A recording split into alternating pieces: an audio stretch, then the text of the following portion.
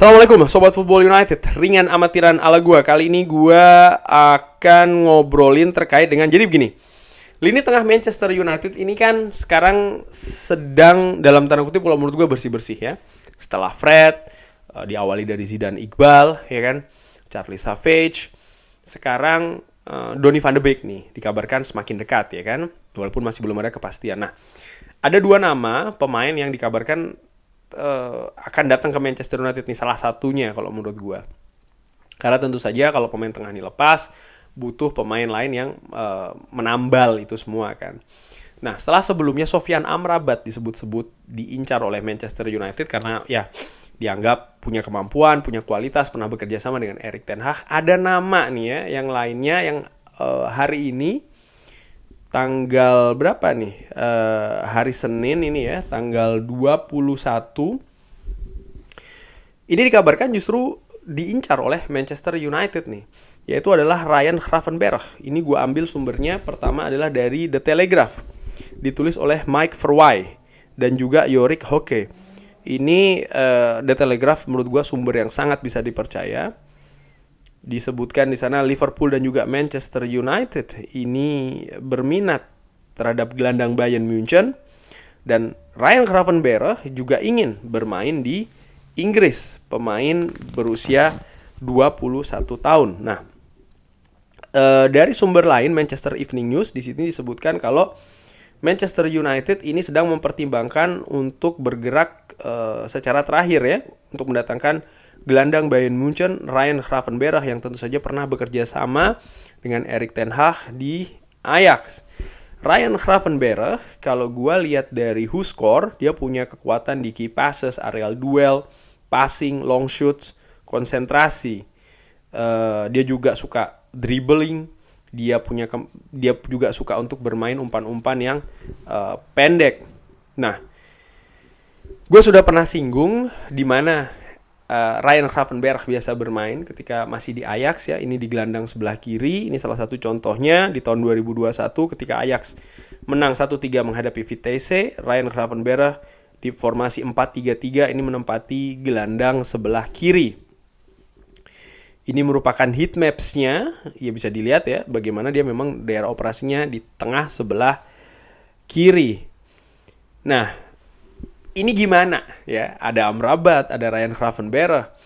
Dan menurut gua ini akan sangat besar sih peluang salah satunya datang melihat Donny van de Beek yang disebutkan oleh Erik ten Hag memang akan dilepas gitu loh. Karena menurut Erik ten Hag konsentrasi atau ya pikiran dari Donny van de Beek ini tidak 100% berada di Manchester United. Donny van de Beek dikabarkan ingin keluar untuk mendapatkan menit bermain yang lebih banyak. Tujuannya adalah kembali lagi ke tim nasional Belanda. Ryan Gravenberch sama juga ingin cabut dari Bayern Munchen untuk menambah menit bermain ya, supaya peluangnya masuk ke tim nasional Oranye kembali lagi besar.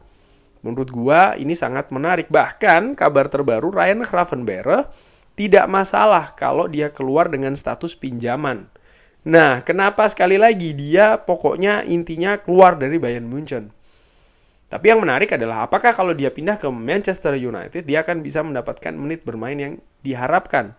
Karena di posisi gelandang sudah ada nih pemain-pemain lain ya. Kalau dari formasi 4-1-2-3 tentu saja ada Mason Mount di sana.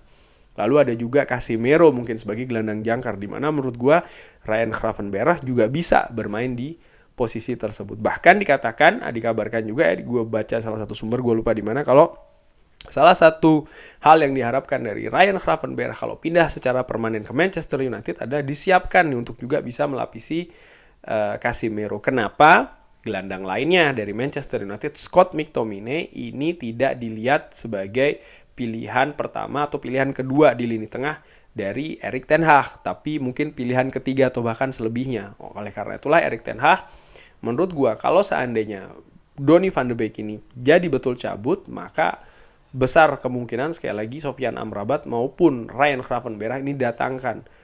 Karena Fred sudah tidak ada lagi ya, kedalaman squad ini sangat tipis. Dan di sisi permainan juga gue sudah pernah singgung bagaimana lini tengah Manchester United masih belum bisa bekerja secara optimal. Walaupun gue asumsikan, gue perkirakan itu karena ya mungkin kondisi fisik ya yang tidak memadai untuk mendukung permainan 4-1-2-3 yang diharapkan oleh Erik ten Hag. Tapi yang menarik di antara dua gelandang tersebut tadi, Ryan Gravenberch ya kan, dikabarkan oleh Manchester Evening News, oleh The Telegraph, Fabrizio Romano tetap mengatakan kalau Sofyan Amrabat ini berada di daftar urutan paling tinggi nih untuk gelandang baru dari Manchester United. Ya ini disebutkan oleh Fabrizio Romano. Dan Manchester United juga sekarang sedang mencari gelandang lainnya ya, yang akan didatangkan kalau Donny van de Beek ini cabut dari Manchester United. Nah, sekali lagi menurut gue ini sangat menarik. Gue melihat kedua pemain ini sangat bagus, teknisnya, karakternya berbeda, kemampuannya juga iya. Ada plus minusnya sih menurut gue dari Sofyan Amrabat maupun juga Ryan Gravenberch. Dari apa ya? Dari hal kebutuhan gue tetap melihat Sofyan Amrabat sih. Karena Sofyan Amrabat bisa memberikan sesuatu hal yang berbeda dibandingkan Mason Mount ataupun juga katakanlah Christian Eriksen. Kalau yang didatangkan Ryan Gravenberch jelas posisinya hampir mirip nih dengan Mason Mount. Mirip banget bahkan di formasi 4-1-2-3 atau 4-3-3 tadi seperti yang gue tunjukkan gitu ya. Dan Ryan Gravenberch tentu saja juga punya keunggulan di mana dia masih berusia 21 tahun.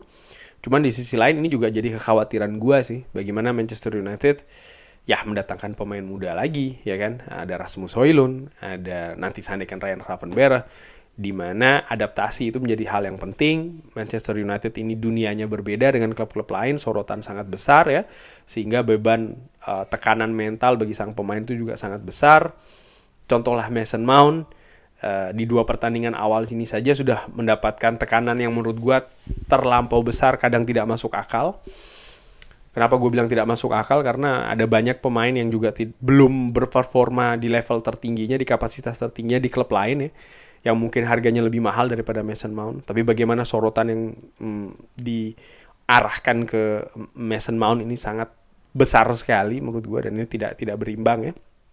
Hal-hal seperti itulah menurut gue yang harus diantisipasi oleh Ryan Gravenberch. Cuman ya kita lihat saja ini akan kemana air mengalir. Apakah akan ke Sofyan Amrabat atau akan ke Ryan Gravenberch? Bagaimana kalau nanti endingnya tidak ada yang datang bang? Bisa aja, masih bisa. Dan menurut gue ini hanya bisa terjadi ya, tidak datangnya salah satu pemain ini kalau memang Donny van de Beek akhirnya tidak jadi keluar. Karena faktor penentunya ada di situ sih. Dan menurut gue ini akan diusahakan sekali oleh Manchester United akan terjadi di kurang lebih 2 pekan terakhir ini. Setelah Manchester United gagal untuk melepas Harry Maguire ya kan, nampaknya memang konsentrasi penuh nih akan berada di lini tengah, dimana kalau gue lihat dari perjalanan Manchester United di pre-season di bursa transfer musim panas ini kan dikaitkan dengan nama-nama yang menurut gue juga sangat luar biasa ya. Declan Rice sempat dikaitkan, Caicedo dikaitkan, McAllister dikaitkan ya kan. Sehingga menurut gue Romeo Lavia juga dikaitkan ke Manchester United pada saat itu. Sehingga menurut gue memang Manchester United butuh sih mendatangkan kualitas baru. Karena apa? Karena nama-nama tadi yang gue sebutkan ini sudah berlabuh di kompetitor Manchester United. Mereka juga memperkuat dengan kualitas-kualitas yang bagus loh ya. Manchester United sudah mendatangkan Mason Mount, tapi dari apa yang terlihat di atas lapangan yang berimplementasi di hasil ini masih belum sesuai yang diharapkan. Musim lalu Manchester United pun juga melakukan hal yang sama, di mana di waktu-waktu terakhir mendatangkan Casemiro ya kan. Bahkan Casemiro juga nggak langsung nyetel dengan permainan Manchester United. Ingat ada perdebatan pada saat itu Scott McTominay dan Casemiro, bahkan ada yang berpendapat kalau mungkin Casemiro ini hanya didatangkan hanya untuk mendorong Scott McTominay supaya bermain lebih bagus lagi. Tapi akhirnya justru Casemiro memang yang mendapatkan tempat tersebut. Nggak, maksud gue, poin gue adalah Manchester United musim lalu pun juga mendatangkan pemain di lini tengah di saat-saat akhir. Setelah Erik ten Hag menilai memang ada kepingan yang hilang nih dari permainannya di atas lapangan permainan Manchester United. Dan menurut gue sangat mungkin itu akan terjadi musim ini juga, musim panas ini, di mana Manchester United akan mendatangkan pemain tengah terakhir sih. Nanti di klub. Bukan terakhir ya, karena Manchester United juga masih mengincar kiper. Nah, ini juga menarik ya, tapi akan gue bahas di video selanjutnya. Tapi bagaimana menurut Sobat Football United nih? Ryan Gravenberch atau Sofyan Amrabat? Pertanyaan ini gue ulang-ulangi terus di beberapa video terakhir juga karena kabarnya ups and down. Tapi gue ingin denger nih sekarang dari Sobat Football United. Pinginnya Ryan Gravenberch atau Sofyan Amrabat atau tetap Donny van de Beek saja? Drop di kolom komen. Terima kasih sudah menyaksikan. Jangan lupa like, subscribe. Wassalamualaikum warahmatullahi wabarakatuh.